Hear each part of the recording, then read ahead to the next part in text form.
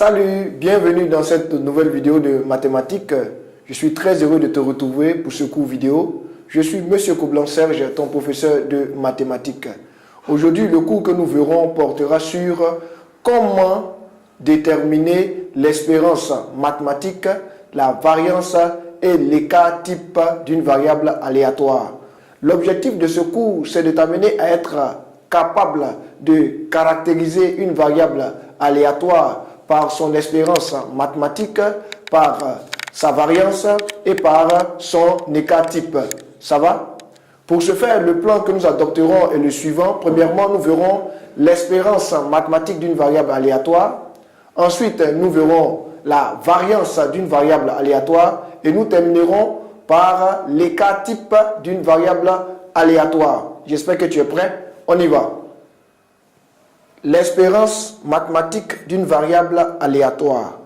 Soit x, une variable aléatoire prenant les valeurs x1, x2, x3, xn avec les probabilités respectives p1, p2, p3, pn.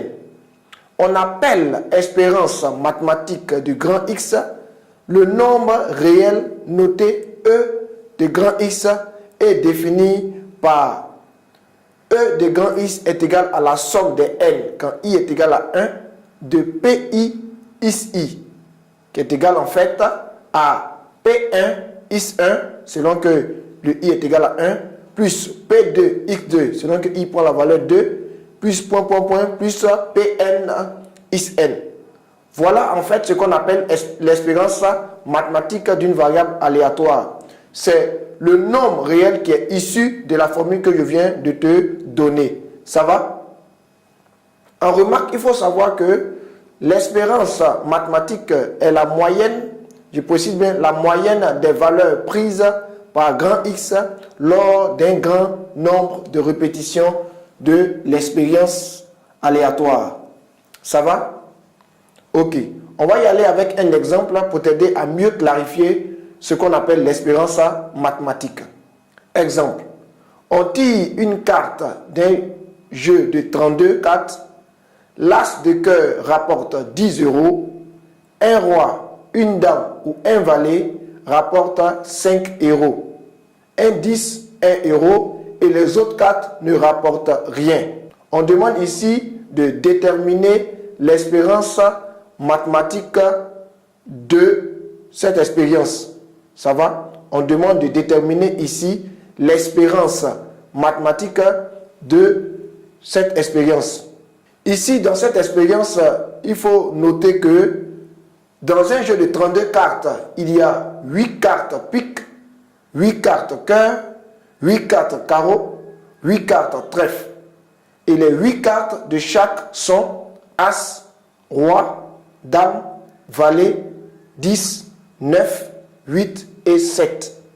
En fait, j'ai tenu à te donner ce nota bene là pour que tu puisses comprendre les calculs de probabilité qui suivront. Ici, on nous demande de déterminer l'espérance mathématique. Comment est-ce qu'on va s'y prendre? On appelle grand X les gains possibles. La loi de probabilité alors donne ceci. On a le tableau qui s'affiche devant toi. On a la ligne des gains possibles et la ligne des probabilités. Ici, lorsqu'on gagne 10 €, la probabilité c'est 1 sur 32. Donc ici, gain possible 10, probabilité 1 sur 32. Pourquoi? Parce qu'il est dit que l'as de cœur rapporte 10 €. Donc, pour le gain possible de 10, en d'autres termes 10 €, la probabilité c'est 1 sur 32. Pourquoi? Parce qu'il y a un seul as de cœur. Il y a un seul as de cœur dans un jeu de 32 cartes. Ça va? Par la suite, comme gain possible, on peut avoir 5. Il est dit qu'on a 5 et lorsque c'est 5, l'énoncé nous a dit un roi, une dame ou un valet rapporte 5 €. Donc pour 5, la probabilité c'est 12 sur 32. Pourquoi? Pour la simple raison que dans un jeu de 32 cartes, on a 4 rois, selon que le roi soit pique, cœur, carreau ou trèfle. On a aussi 4 valets, selon que ce soit pique, cœur, carreau ou trèfle. Et puis on a également 4 dames. Donc 4 valets, 4 rois, 4 dames, 4 fois 3, ça nous fait 12. Donc la probabilité d'avoir 5 héros est 12 sur 32. J'espère que tu suis attentivement avec moi. On poursuit. Il a dit que un 10 rapporte 1 héros. Un 10 rapporte 1 héros. Alors que nous savons très bien dans le nota bene que je viens de te dire tantôt, que dans un jeu de 32 cartes, on a 4 10. On a 4 10. Selon que le 10 soit pique, cœur, carreau ou trèfle. Ce qui nous donne 4 sur 32 en termes de probabilité. Ok, ça va? On poursuit maintenant avec le gain possible qui est de 0. Ça va? Il a dit que les autres cartes ne rapportent rien. Donc comme gain, on aura 0. Maintenant, la probabilité qui correspond à ce gain-là est 15 sur 32. Pourquoi 15 sur 32?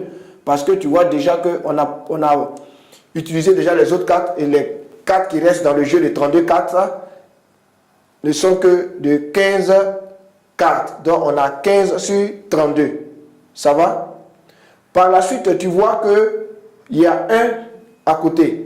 Le 1 qui est dans l'autre colonne ne sert qu'à préciser que dans l'établissement ou encore la détermination de la loi de probabilité d'une variable aléatoire, il est dit que la somme des probabilités doit être égale à 1. Pour ce faire, tu verras que lorsqu'on fait 1 sur 32, plus 12 sur 32, plus 4 sur 32, plus 15 sur 32, on a effectivement 1 comme résultat. Ça va? Ok. J'espère que tu suis bien cet exercice. Maintenant qu'on a établi la loi de probabilité, on va maintenant déterminer l'espérance mathématique. Donc, tu vois que pour déterminer l'espérance mathématique, on part d'abord de la loi de probabilité.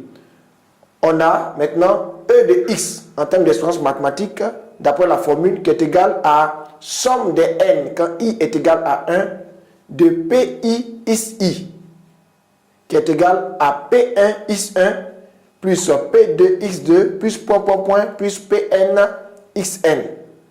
Ça va? Comment appliquer ça de façon concrète avec notre exercice?